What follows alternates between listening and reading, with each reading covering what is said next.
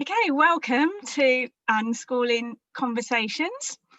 Today I'm joined by Alice from Organic Education.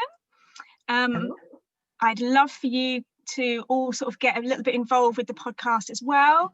So if you've got any questions, either for me or Alice or future guests, you can just pop them down in the comments section, and we will hopefully respond to those with our thoughts and comments all in good time.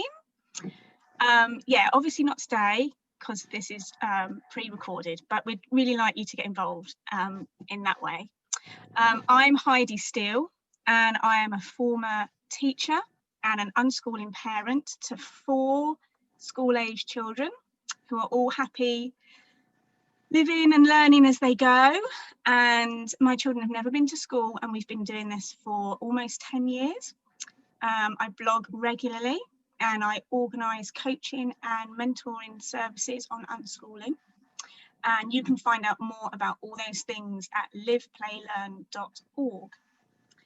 You can also find me on Facebook at Live.Play.Learn, where I provide sort of daily support and encouragement for unschooling families. So today I'm joined by my friend Alice, and we are going to have an unschooling conversation about unschooling in the teenage years. So welcome, Alice. Thank you. Would you like to introduce yourself? Yeah, sure. Thank you, Heidi. Nice to be here. Nice to be invited. Thank you.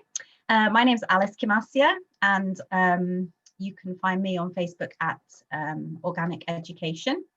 And myself and my husband Krish have been unschooling ourselves and our 4 sons for over 11 years now, and they are now much taller than me. 2 of them are anyway. They're 19 and 17, and I also have a 14-year-old and then an 8-year-old.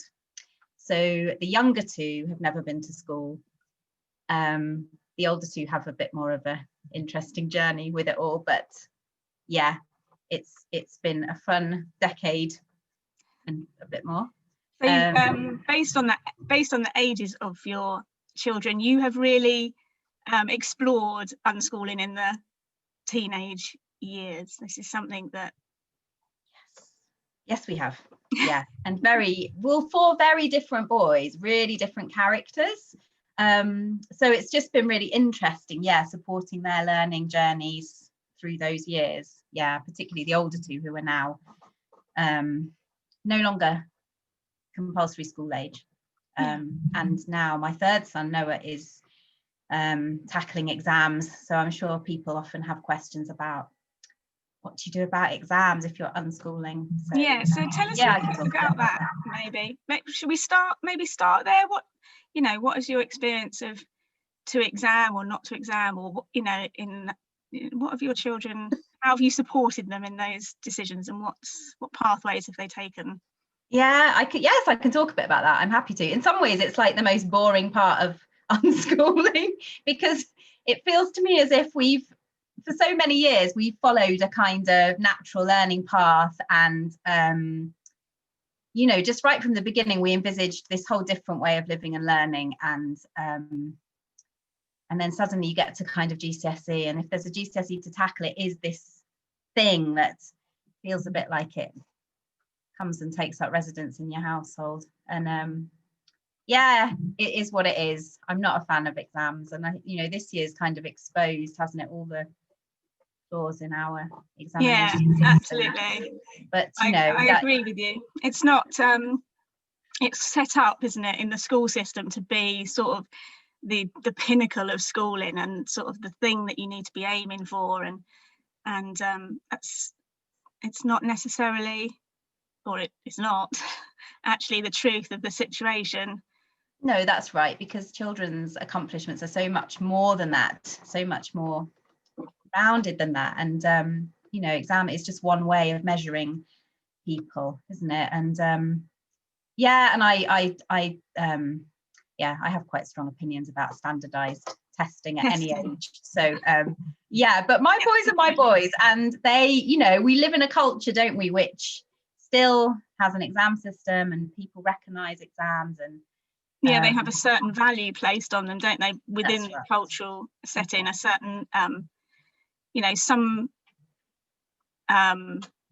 professional qualifications require examinations, and if you or your children particularly want to follow that career path, then it's part and parcel of being able to do that, isn't it? So tell me, like, I'm just interested how, if your children were accustomed to sort of natural learning and, you know, sort of, you know, self-directed learning, how did they, or what did they do?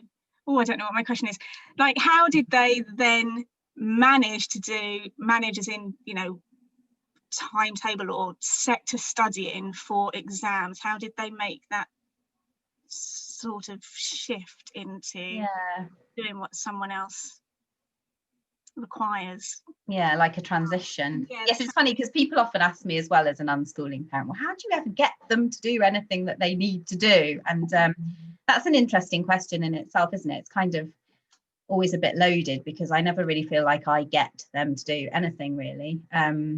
We always kind of aim for intrinsic motivation, and yeah, I think, you know, consent has always been very important to me in the way that we brought the boys up. So once we were approaching the kind of, you know, mid-teens, where they were beginning to think about qualifications and so on, it was really important to us to have that conversation with the boys about what they wanted to achieve.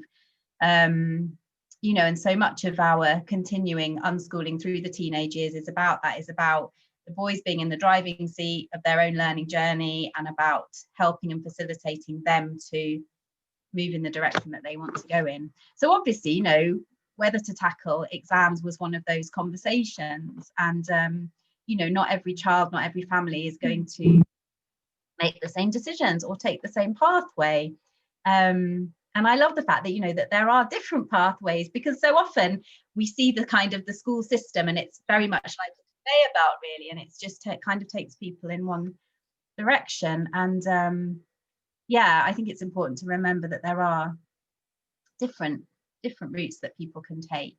So have you seen that with your have you seen that, like, with your children, in terms of, you know, them actually, you know, you've got 4 children, you know, 2 of them have Very been different through characters. that system, you know, have they taken different routes through their teenage years? You know, what's that?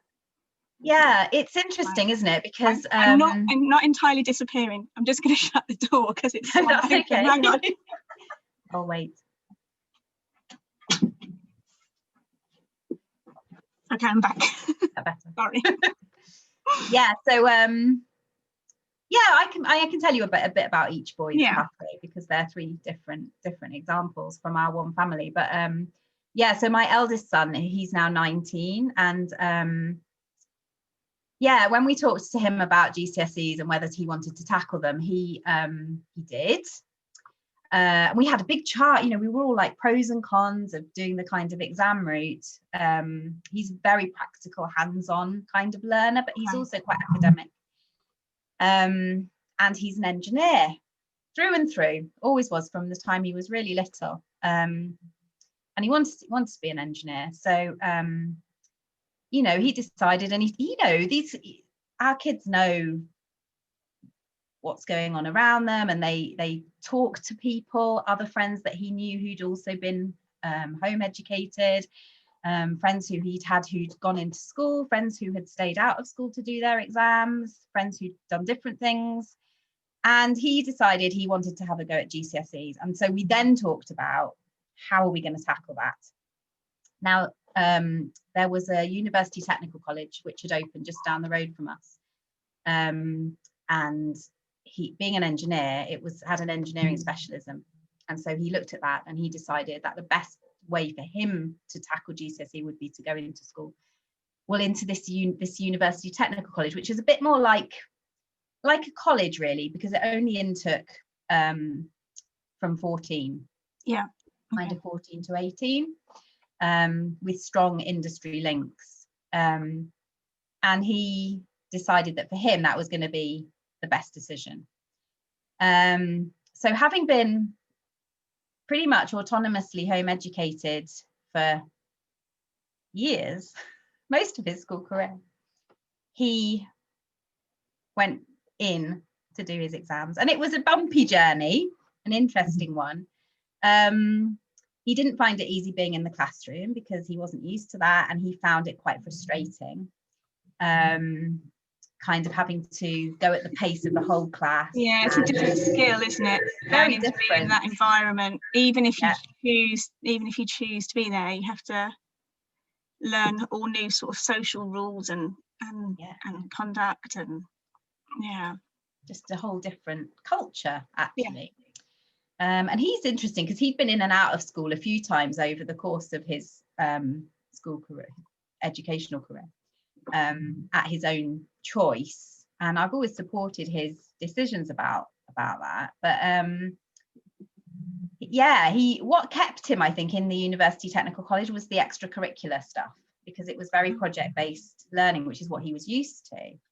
And there was a particular engineering mentor there who he just really clicked with, and he ended up being part of a competition called F1 in Schools as their engineer on their team, and doing really very well at that. And I think that practical project work was what really kept him engaged. But he was very focused in his own way. Like, he worked for his GCSEs, but not in the way that I might have worked for my GCSEs. He learns he watched a lot of YouTube videos, loved chemistry and was very engaged with that, wanted to do well because he's actually quite competitive, which is interesting. It's just the way he's wired. And so, it was bumpy for us and for the college, because we were trying to, he's quirky. But he ended up getting an apprenticeship on the back of the project work that he'd been doing with F1 in Schools and the connections that he made through that, and on the back of his portfolio, which he'd built over many years. When I wondered through his teenage years what on earth he was doing, he was actually vlogging, and I'm thinking, what are you doing? When you have those moments of I don't know if he's doing enough. I don't see where this is going, and right. And what he was actually doing was creating a learning portfolio of lots of his projects, and he used to do quite crazy, inventive, creative things when he was at home, and even, he still does around other things. But so that ended up, interestingly, constituting a learning portfolio, which he took to his interview, his apprenticeship, and which, of course, set him apart from the crowd, because he had this kind of quirky portfolio of innovative things. That's really interesting, because, I know it's only one story, but I'm sure that between you and me and other home educating families we know, we could actually talk about many stories and many different routes into the adult world, and contributing and finding our own passions, and how that's led to employment, or just pursuing the things that we love, but through experience and portfolios, and this sudden coming together of things that we've looked at from the outside, and we're not quite sure what this is leading to, or how this is all going to come together. And then suddenly, or not suddenly, but then this moment happens, and you look back and you can see, that's what that was all about, or that's where it was leading, or how it all comes together. That's right. Because often learning is quite messy, isn't it? Like, it isn't linear. Like, sometimes we want straight lines from A to B, and I think often curricula are built to take children from A to B in a steady sort of linear progression, but learning isn't like that in my experience. It's much messier than that. It's completely chaotic. It's chaotic, and there are kind of like leaps forward, and then there are plateau, and it's just, and then there's all the elements that we from the outside can't actually see what our children are learning, when they're sat doing so, you know, there's a lot of internal work that goes on that we are not privy to in any way, and maybe them themselves aren't even really conscious of this is, you know, exactly what I'm doing, and you know, it's just they're just enjoying it and it's engaging, and that's you know, feeding them in some way. So, and even with the vlogging, he was, you know, very engaged with vlogging. And my third son as well is also very interested in he's got an Instagram channel, and in creating content and filmmaking and editing and all those skills that come together in that work that they're doing. They're presenting, they're communicating, they're actually kind of telling a story, communicating that to an audience, which are amazing skills to develop. You know, especially in the modern world, and using technology, you know, fantastic. So there's me thinking, what's he doing with this vlog? And actually, you know, he was creating this amazing portfolio that he was able to take, and which ended up securing him an apprenticeship. So, but of course, even at the time, he didn't realise that that's what he was doing. No, you know, it just, you know, developed and became. Yes, and it was very much him.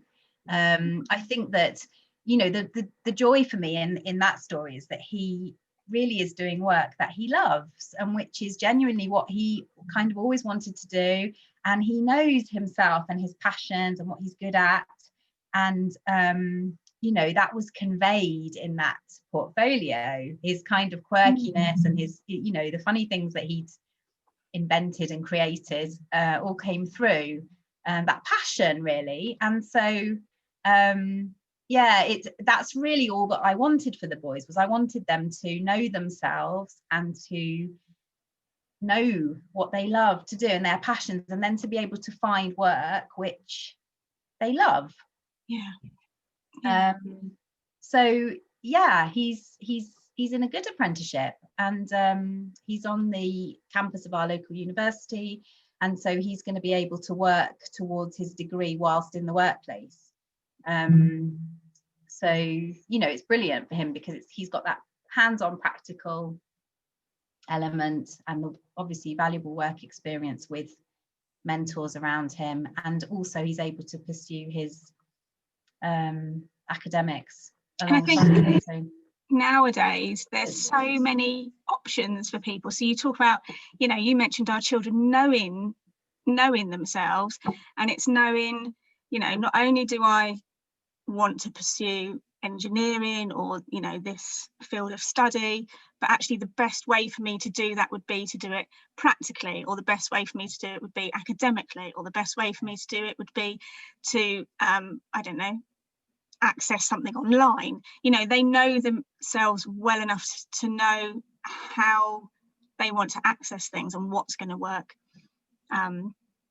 best for them, so they're not sort of caught between saying, well, I want to do you know, engineering, but the only way for me to do that is for me to sit in a classroom all day, and feel sort of at odds with that, with what they're doing. You know, they can find something that's going to completely, you know, enhance them as themselves and their education. Yeah, that's right. And I think that's really what we want, isn't it, when we're developing self-directed learners who can direct their own learning journeys. You want them to have that insight, self-knowledge, and also the confidence to forge that path for themselves, which isn't always easy, and to, you know, to have the confidence to make those choices and to do what they know is going to work for them. Because it's, you know, there's so much pressure around young people to fit into a certain framework. So yeah, it's been really interesting watching him navigate through the last kind of 5 years or so, and to see the, you know, the kind of confident self-directed learner that has emerged, who's not really so dissimilar from the little boy that he was. You know, it's good. He was the, you know, the reason that we started Unschooling really was him, age 7, and the light went out in his eyes, and he'd been in school 4 terms, And I just thought something's not right here. What's happening to my inquisitive little quirky boy? And I realized, like, working with him over the years, that his main way of learning actually was to talk to people and to ask those questions. And I think the reason that he had shut down in school was that he was just constantly being told, you need to sit down, you need to be quiet, which of course in a class of 30 that's what the teacher needs to do, right? Because you can't just have Elias in your face questions every 5 minutes. But that was his primary means of learning. So what was happening essentially was that the school system, which was supposed to educate him, was actually shutting down his primary means of learning. And with reflection, I realized that. And so I can see how for him coming out of that system and being free to learn in the way that suited him was really beneficial. So so he's my quirky engineer. Quirky engineer. I wonder, so one of the things I noticed so my children have never been to school, and they've always been self-directed and unschooled. And one of the things that's beginning to happen and is brilliant and is part of the process, so my older two are 13, so we're just starting into those teenage years, 13 and 11, and they are gloriously self-motivated. They know what they want to do, but one of the things, and it's a really good thing, is that they can now access things themselves. They don't need me to read them things. They don't need me constantly to be there in terms of the security of relationship. Their independence is growing, and I wonder, in terms of what your role, what the parent's role is when our children are becoming more independent, becoming increasingly more self-directed and managing their own learning and their own time and their own activities, what your role is, or our role is, to support them and to continue actively facilitating for them and being present and involved. Might be answering my own question, but what is our role as the adults once our children start becoming more independent, and start sort of moving away and not spending so much time in the hub of the family, not spending so much time with us? That's a good question. I I found that at around the age of 14, all three of my older boys kind of turned away from wanting to do stuff with me and the younger ones and kind of be as involved in the home education as it had been. And increasingly they just wanted to do more of their own thing. And it's lovely when you see that independence really flourishing, and you can see the skills and that ability just to direct their own learning. Really, that's when it really comes to its fore, and it's lovely to see it. But it's different, so it's a new season, and I think it's really important still. We're still there to kind of support and facilitate, and to be around to listen, and to for them to throw ideas around with and advise when it's necessary, provide what's needed for continuing learning. But also I think here's a really interesting thing that I've learned over the years, and I think that the biggest thing I've learned is to relax. And I always tell new parents who are starting out with unschooling, relax. And I can remember somebody saying it to me when I started out as well, and it's really hard to do. But I think it's about trust, and trusting our children and trusting that they will be okay and they will find their way, and that they are amazingly competent learners and human beings. It's interesting because one of the things I say is similar. Like when you first start, it's about slowing down, which is about, I think, connected to relaxing. Slow down. The education system has us going at a rate of knots, and and a consistent speed that actually just gets, not a consistent speed, but it just gets faster and faster and faster. And you know, being able to take a step back, and it's okay to relax, it's okay to slow down, it's okay to take our time. In fact, those things are probably more essential than, you know, trying to cram our heads full of knowledge, you know. I think that's right. And maybe that's been one of the gifts of this year for everybody. It's been just being able to slow down. And I think it's maybe made a lot of us reevaluate, you know, a lot of what we were doing before, and some of all, you know, some of the rushing around you can do even as an unschooler, rushing here and there to groups and things, you know, and actually slowing down is really important. And I think just particularly, you know, when you're thinking about things like qualifications and exams and kids kind of getting to where they want to be, is that actually it isn't a great rush, you know.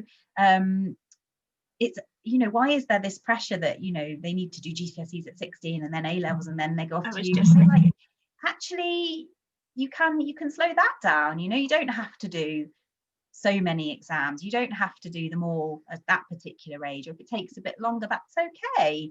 And you know, other things are more important, things like your mental health and well-being, and you know, maybe just taking some time and space to do different things and find out what it is that you really do want to pursue. So yeah, that's been really important to keep in mind. And yeah, especially with my second son, it hasn't been as clear-cut a journey for him, because unlike his older brother, who always knew, I want to be an engineer, he hasn't been so sure. And then for a lot of young people, that's the case, you know, like not everybody knows. I mean, I'm goodness knows what age and still but like you know, it's not that way for everyone, and some people might do something for a few years and something else, and you know, it's not quite as clear cut. Yeah, I was thinking today, this morning, I think I was thinking today about how, you know, children are one of the common ways to interact with children is for adults to ask them, oh, what do you want to be when you grow up? And I was thinking, you know, if someone had said to me 10 years ago, you know, what do you want to be doing in 10 years? I never would have envisaged us living in the place we're living, you know, having 4 children, being involved in the communities we're, you know, all the things we're doing. I wouldn't have been able to foresee that. I wouldn't have been able to, and I know some people find that quite helpful as adults, you know, to say, right, this is what I'm aiming for, and if I plan it out, it's going to take, you know, the steps it will take roughly this long. But it's not really how most people plan their lives, and it's a strange concept that we expect children to be able to say, yes, in 12 years time I want to, and I know some children say, you know, I want to be a fireman or a nurse, and that might not, you know, that's based on their own living experience in that moment. It's not maybe a reality, but that is effectively what we're asking our teenagers to do, you know, to say, what do you want to do in 5 years, and now we're going to plan the next 5 years based around that decision. And some of them don't, or many of them don't have the answer to that question, and that's okay. It's okay not to. And it's a lot of pressure, isn't it? It's a lot of pressure to put upon a young person. And I think, you know, that's one of the things in our education system, is that we ask children to choose so young in the schooling system, you know, to choose options and to make choices about even, you know, subjects that they'll pursue when they're really quite young. In other parts of the world, it's later. And yeah, it seems, you know, we expect a lot of them in terms of knowing what they want to do. And it's still quite controlled. I mean, I know people think that they have a choice in that situation, but, you know, it's still quite controlled in terms of timetabling within certain, you know, every school's got a timetable restriction, so you can only choose 1 humanities subject, you can't choose 2, and you can, you know, you have to choose a language, and you have to choose you know, you have to choose English, and you have to choose maths. So there is lots limited. of, yeah, it's quite limited in that way. So for children that are self-directed, they don't have those same limitations in terms of when they choose what they want to study and when they want to study it, and how old they are, and how long it might take them. You know, it might take them 6 months, or it might take them several years. Yes, and you can you can do it in your own pace, and which is always the beauty with unschooling, right? Is that you can take things at the pace that suits the learner, and you can completely shape the learning to suit the individual child. So that continues, that continues as they grow. And I mean, my third son, he's choosing a different route. So he's 14, so he would be, if he was in the school system, he would be in year 10 this year. So we had the similar conversation, what he wanted to do about qualifications and so on. And his great passion is tennis, and he loves fitness and sports, runs every day, very disciplined like that, but absolutely loves tennis. That's his real passion. And he didn't want to go to school. Oh no, he's never been to school, no inclination. And I asked him actually before I told him I was coming on here tonight to chat to you, and I said, oh, it's about, unschooling teenagers. What would you want to say about, being a teenager and not being in school? And he said, oh, the best thing is I can plan my own time, manage my own time. I've got plenty of time to pursue the things that I'm really passionate about. Running, his Instagram channel, which is about motivation and fitness. And I thought that's really interesting, that for him it's about time. And I have a route, he was choosing differently. And I think for him that's been the right choice, because he's quite an anxious person, and I think he understands that too much would be kind of overwhelming, and that it's important to him to have that balance in his life. So he's gently pursuing some exam courses. He did one GCSE last year, which was in environmental management, which isn't one that you would probably get to do at school. Interesting. He did that with a friend. And then this year he's doing psychology, which again, I don't think he would probably get to do at school. He chose that because of his interest in fitness and possible coaching in the future. And he thought that might be interesting. So he's doing that, and he's doing art and design slowly. And then he's also going to do maths and English and biology next year. So he's kind of spacing them out. But he's so interesting because he just, for the last few years, even before he started kind of working towards exams, he gets up in the morning and he's got his own kind of plan for the day, knows what he wants to get done. He's just very kind of motivated in his own way. Plenty of tennis, always some running, baking, important. And I love that. That's important to him. So he's taking a different approach. And I love the fact, like this year, I think as well has just brought to the fore so many more options for online learning and collaborative online learning. So many different options for home educators and for children to just approach learning differently, which I really hope will continue to grow. And the options and the opportunities for my 14-year-old compared to even his next eldest brother 2 or 3 years ago, much greater. And that's to me is really great to see, because really years it will continue to which is a really interesting point, because quite often, I remember when we came into unschooling and my children were 4 and 5 years old, and other people would ask me, particularly family, but other people would ask me, and I know people get asked a lot, or maybe think about it a lot, about exams.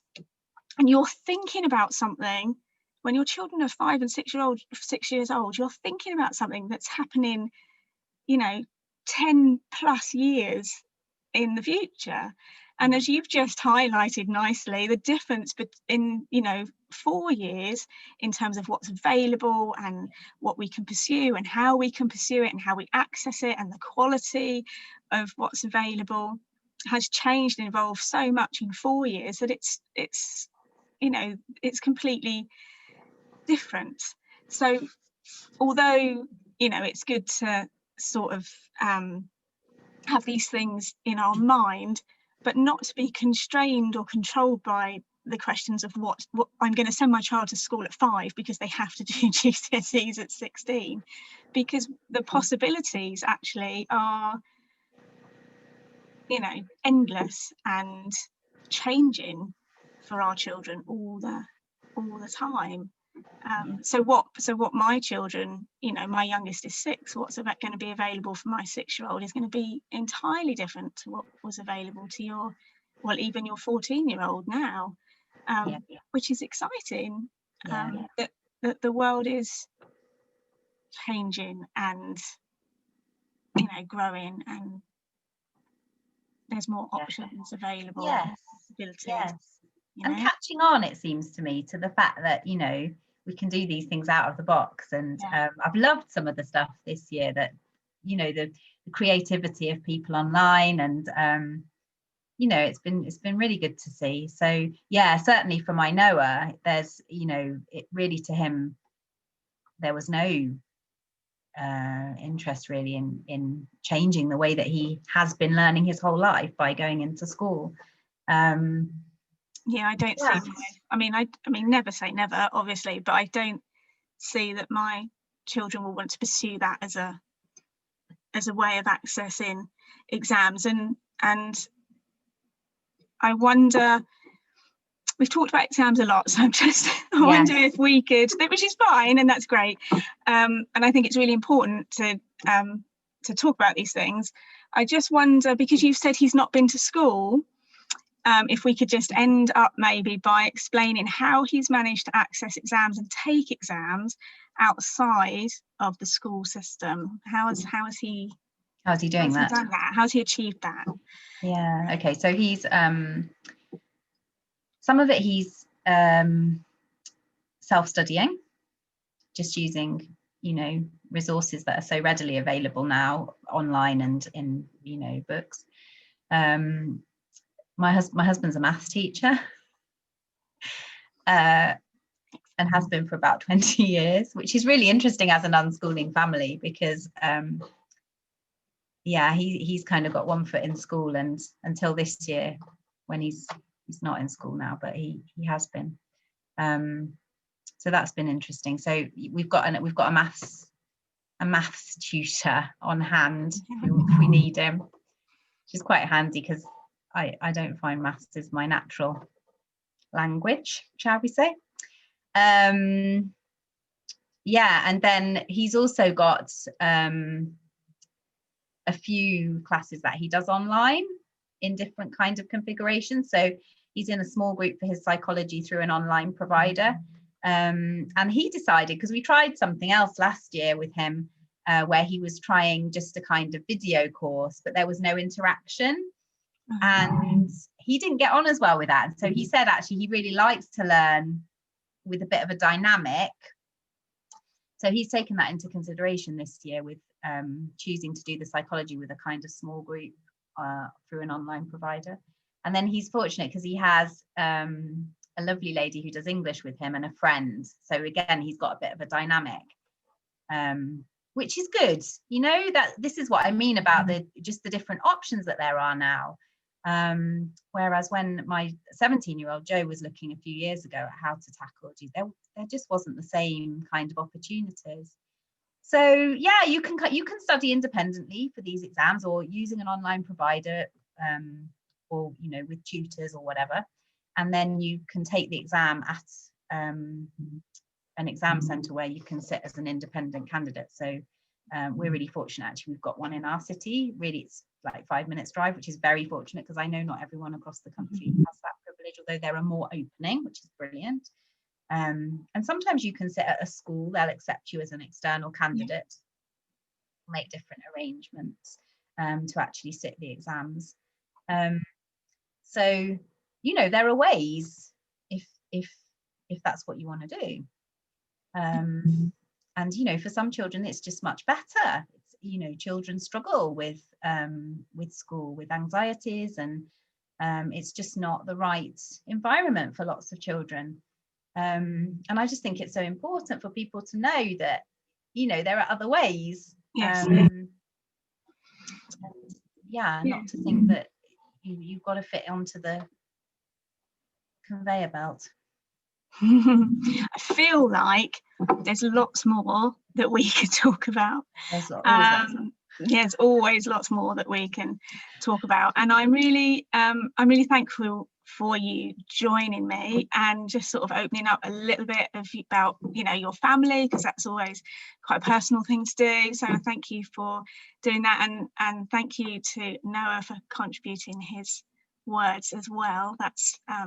That's really special, actually. That was a really lovely idea, and I shall try and incorporate some more of that in the future. And I really thank you for joining me, and maybe we could get together again in the future and delve a bit more into maybe another aspect of unschooling.